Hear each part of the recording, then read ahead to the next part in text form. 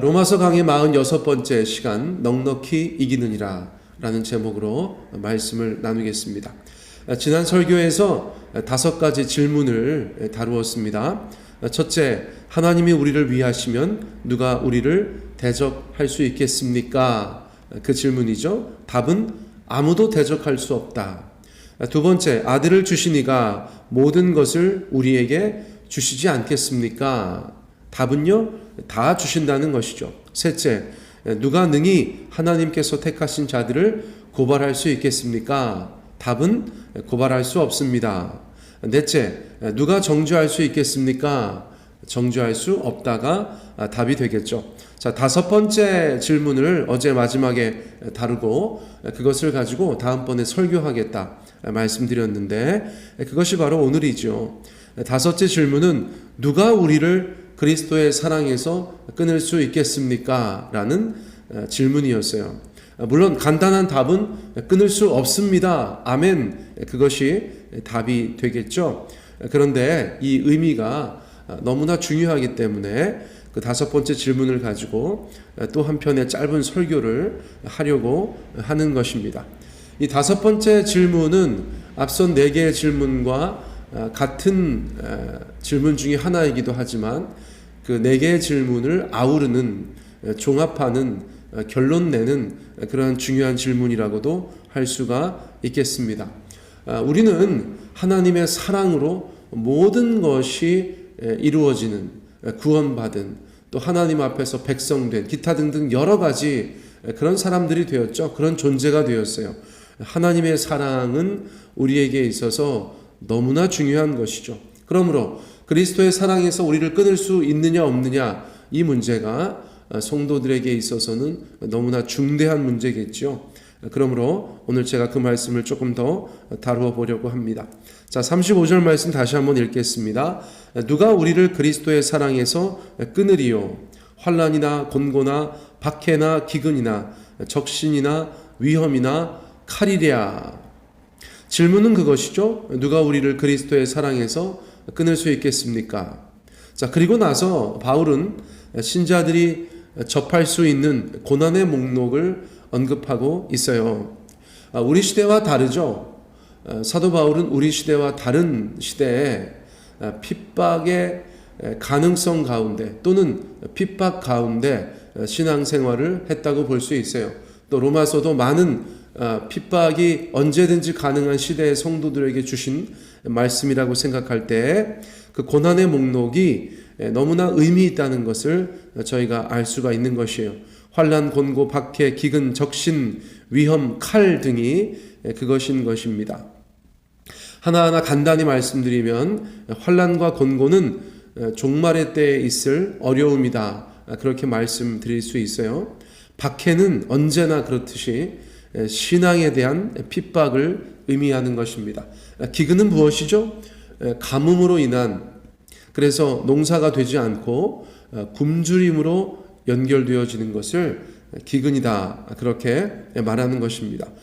적신이라는 단어가 저희가 잘 쓰지 않는 단어인데 벌거벗음이에요. 적신, 헐벗음을 이야기하는 것입니다. 1차적으로 입을 옷이 없는 상태를 가리키는 것인데 앞선 기근과 마찬가지로 적신도 우리의 삶에 실제로 큰 어려움이 닥친 것을 의미할 수 있겠죠. 자, 위험이라고 표현된 말, 여러 모양의 위험들을 말해주고 있어요.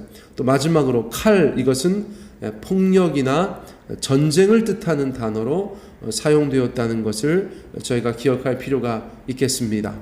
자, 앞서서 말씀드린 것처럼 우리 시대, 우리나라, 한국 교회만 생각하면 이러한 목록들이 약간의 거리감도 줄 수 있다고 생각되어집니다.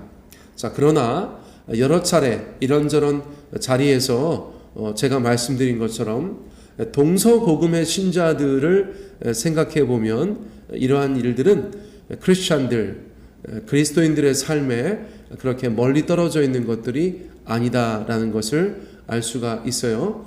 동서고금의 교회를 생각할 때 여전히 환난, 곤고, 박해, 기근, 적신, 위험, 칼 등의 그러한 위험의 요소들이 교회 가까이에 도사리고 있다는 것을 저희가 알 수가 있다는 것입니다. 자, 그러므로 이어지는 구절에서 사도 바울은 시편 44편을 인용하고 있어요. 신자들이 처해 있었던 그 상황을 말해주는 구절이라고 할 수가 있습니다. 자, 36절 말씀, 기록된 바 우리가 종일 주를 위하여 죽임을 당하게 되며 도살당할 양같이 여김을 받았나이다 함과 같으니라. 자, 이게 무슨 말일까요?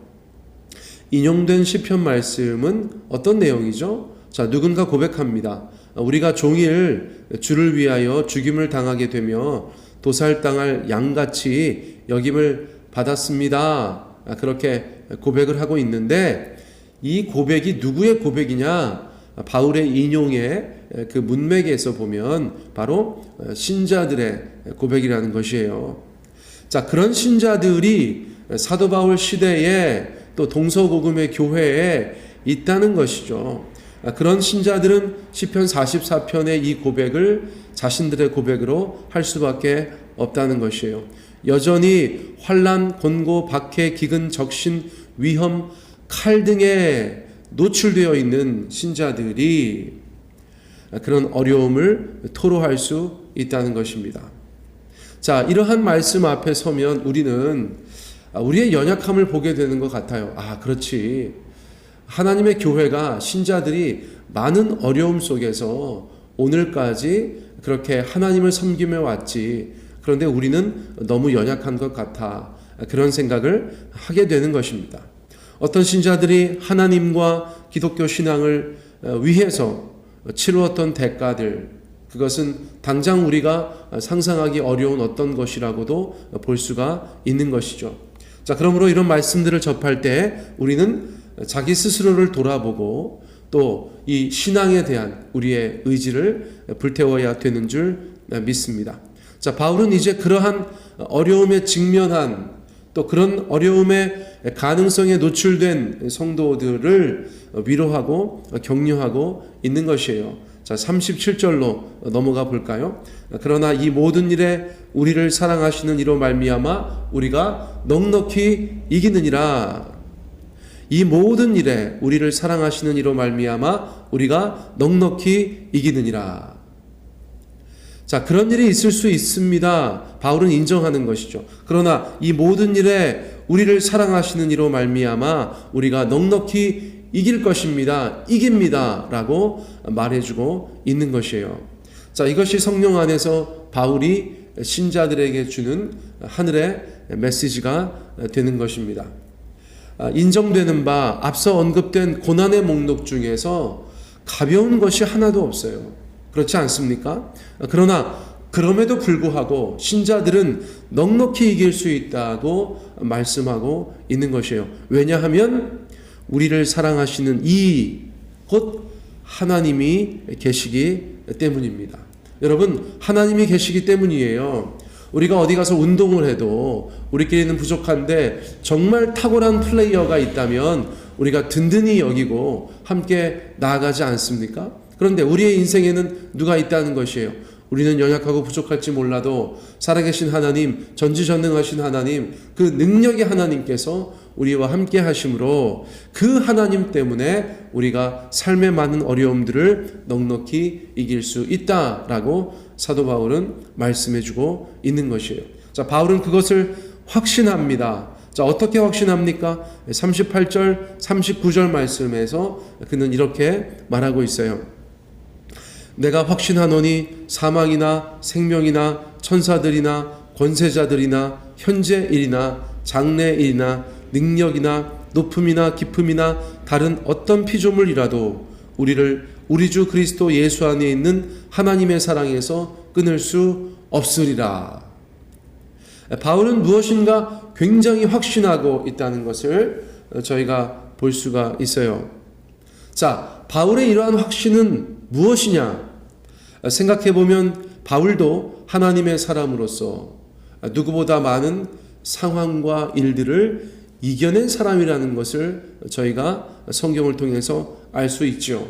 자, 그러므로 바울이 이런저런 일들에 대해서 하나님께서 넉넉히 이기게 하신다, 그렇게 말씀하는 것은 경험적 확신이라고 저희가 생각할 수 있는 것이에요. 자, 바울은 그런 삶을 살아왔습니다. 또 그런 삶을 살고 있습니다. 앞으로도 그런 삶을 살아가게 될 것입니다.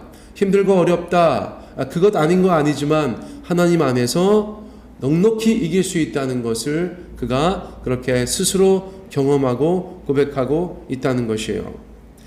그가 나열한 목록, 추가적인 목록은 무엇입니까? 사망이나 생명, 그리스도 예수 안에 있는 하나님의 사랑에서 끊을 수 없는 것, 사망이나 생명도 그 안에 있다는 것이에요. 죽고 사는 문제가 우리를 그리스도의 사랑에서 끊을 수 있습니까? 없다는 것입니다. 그리스도의 사랑은 죽고 사는 것보다 훨씬 더 크고 위대한 것이기 때문이죠. 천사의 존재들로 묘사된 것이에요. 영적인 존재들이라고 할 수 있어요. 그런데 그러한 영적인 존재들도 우리를 그리스도의 사랑에서 끊을 수 없다. 권세자들, 이 땅에서 힘이 있는 자들이라고 이해할 수 있어요. 자, 그들도 우리를 그리스도의 사랑에서 끊을 수 없다. 현재일, 지금 당장 우리가 겪고 있는 어떤 일도 우리를 그리스도의 사랑에서 끊을 수 없다. 장래의 일, 앞으로 우리가 겪게 될 어떤 일도 우리를 그리스도의 사랑에서 끊을 수 없다. 능력, 성도를 대적하는 어떤 것으로 묘사되는데 그러한 능력들도 우리를 그리스도의 사랑에서 끊지 못한다. 높음이나 깊음, 이는 천문학의 용어예요. 당시에 점성술 같은 것이 굉장히 유행했는데 우리의 운명, 이런 것과 관련이 있을 수도 있습니다. 그러한 것들도 그리스도의 사랑에서 우리를 끊지 못한다. 그렇죠? 또 마지막으로 언급된 것은 무엇입니까? 다른 어떤 피조물, 하나님 외의 모든 것을 다른 어떤 피조물이라고 말한 것이죠. 앞에 여러 가지 것들을 다 얘기한 후에 이 모든 것들 중에 빠진 것이 없게 하려고 다른 어떤 피조물도 그리스도의 사랑에서 우리를 끊지 못한다라고 그렇게 말해주고 있는 것이에요. 자, 마지막 그 표현 때문에 세상 어떤 것도 빠진 것이 없어요. 성도를 위협하는 어떤 것도 빠진 것이 없습니다. 자, 그러므로 바울은 결론적으로 선포합니다. 우리를 우리 주 그리스도 예수 안에 있는 하나님의 사랑에서 끊을 수 없으리라. 아멘. 앞서서 말씀드린 것처럼 성도에게 하나님의 사랑은 모든 것이라고 말씀드릴 수 있어요. 그 하나님의 사랑이 우리를 지탱하고 이끌어가며 완성시켜 주시기 때문입니다. 그러므로 그 어떤 것도 우리를 하나님의 사랑에서 끊을 수 없다는 이 말씀이 우리 가운데 힘이 되는 것입니다.